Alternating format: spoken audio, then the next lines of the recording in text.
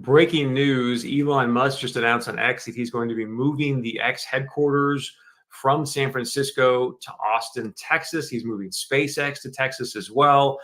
Here's a little bit. He's been putting out some tweets as of late, but here's a little bit of that thread. You can see down here, he says, hey, I've had enough of dodging gangs of violent drug addicts just to get in and out of the building. Another reason is that a law went into effect today in California in regards to young people, gender identity, parental notification, or lack thereof.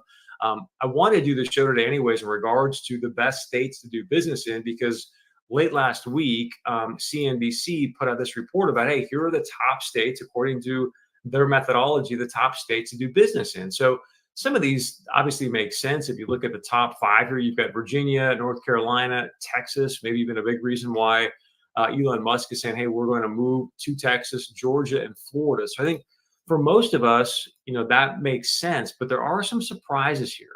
I'm born and raised in North Dakota, was just in North Dakota in the media business for the past 12, 13 years. And so I remember when I told people, hey, I'm going to be coming out to California, getting involved in real estate, people thought I was crazy. In fact, I'll share this with you as well, because he is running a fund in North Dakota, Mr. Wonderful, Kevin O'Leary, now running like a VC type of fund in the state of North Dakota. But he says, hey, San Francisco is a wasteland. It's no longer America. And I think there's a lot of people that probably have that similar sentiment. So here's where things get interesting. If I were to ask you, hey, what do you think are the top states in the nation right now to do business in? I'm curious what kind of states come to mind. So as I'm asking you that question, please think about it, and we'll go through what I think are really some surprises here on this list. Number one, we talked about the top 5, Minnesota coming in at number 6. I think that surprises some people just from the standpoint that Minnesota is typically known for having a pretty high tax rate on people. But here's where things get really, really interesting. If I were going to ask you, based on just what you hear from across the media and whatnot, is it better to do business, and this is according to CNBC, but is it better to do business in California or North Dakota or Idaho even? Check this out. So according to what they have here on CNBC, California comes in at number 23 as the 23rd top business in the nation, or top state to do business with in the nation. And then down here, tied at 34 is North Dakota. Coming in at 36 is Idaho.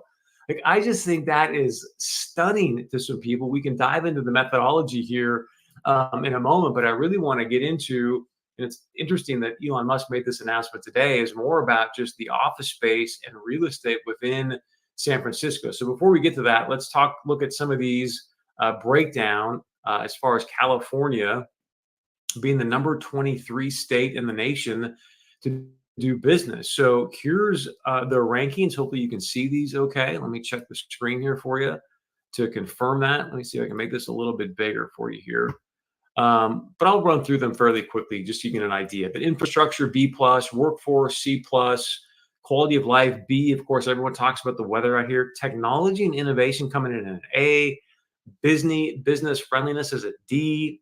Cost of living, of course, out here in California is an F. That's a big reason why you see a lot of people moving out of California. They just simply can't afford it. But I think what's really stunning is when you take a look at North Dakota. When you think about Governor Doug Burgum there and his business background and what he's done to create just this really incredible environment for business in North Dakota, to have North Dakota, again, according to CNBC, be ranked 11 spots lower than California. Here's some of their reasons why, as far as grading: infrastructure, D+, workforce, an F. And I think the only reason they're going to give North Dakota workforce an F is because it's just so challenging to find enough people to fill the unemployment spaces. There's always more jobs available than there are people to fill them. But economy, a D, that one's hard for me to understand because I know what's happening all across that state. Every quadrant of that state has got really, really exciting things going on right now. Cost of business, a B. Business friendliness, an A+. They want to say, hey, come join us, come be a part of our state.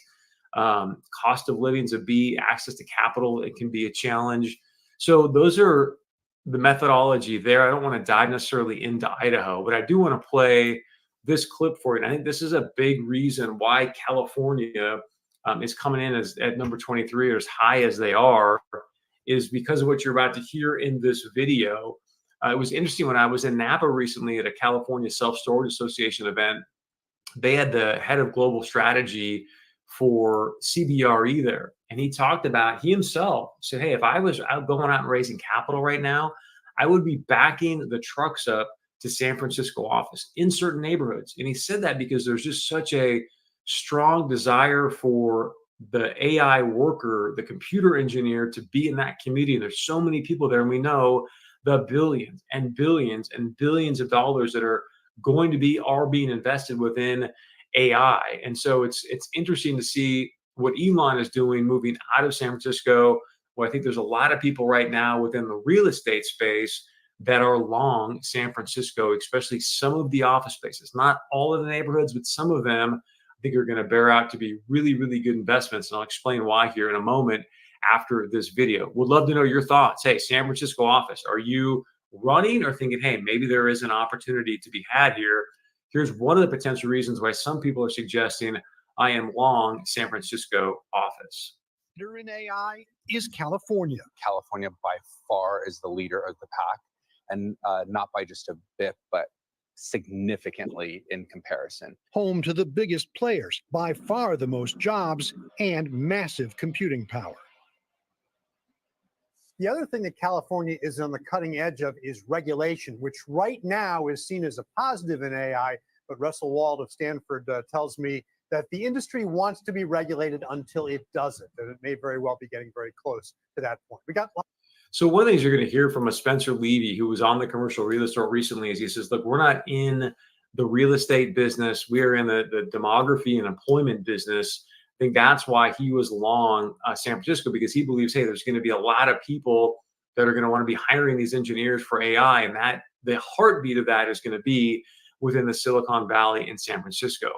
A couple other people here that are long, I'll bring these up for you so you can see them, but that are long San Francisco office. This is a piece in the Wall Street Journal fairly recently, but Buffett protege Ian Jacobs, he's now looking to buy up office space. And then next Wednesday, so not this Wednesday, but next Wednesday, we're going to have Glenn Gilmore. He is with Brick and Timber Collective, but he's going to be joining the podcast as well. You can see here, he's got a $500 million of capital. He's getting ready to deploy in San Francisco as well. So would love to know your point of view in regards to what's happening here in California. Number one, California being ranked 11 spots higher than North Dakota when it comes to a best state to do business in, even higher than Idaho, which I think is very, very surprising for many, many people. And then just your thoughts on San Francisco office.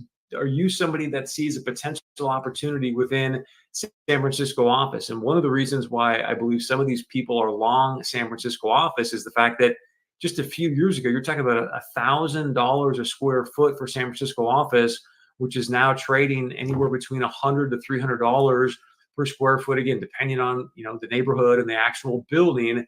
Point being is that if you're a family office and you're not just locked in on IRR returns, and you know that, hey, look, I've got some time to buy this asset, to hold on to it, let San Francisco come back. I believe that is why people like Glenn and Ian are seeing a lot of people I'm talking to are seeing a tremendous opportunity right now in San Francisco office. Would love to know your thoughts. CNBC rankings. Where do you see California in the big picture of things? One other thing I'll share with you, I think it's interesting to note about California and what potentially could be happening here. 2026, you're going to have the World Cup in Los Angeles. You're going to have the Super Bowl in Los Angeles in 2027, and then the Summer Olympics in 2028. So there's going to be a lot of eyeballs on the Los Angeles area. I think it's hard to believe that you're going to continue with the crime and the things of that nature when you've got just everybody on the planet, from the World Cup to the Super Bowl to the Olympics, with your eyes on LA. But we'll see what the DA and some people do within their policies to help mitigate some of the homelessness and the crime that we've been seeing here in Southern California. So thanks so much for joining us here on the Commercial Real Estate Report. The mission of this show is to empower you to build generational wealth with real estate.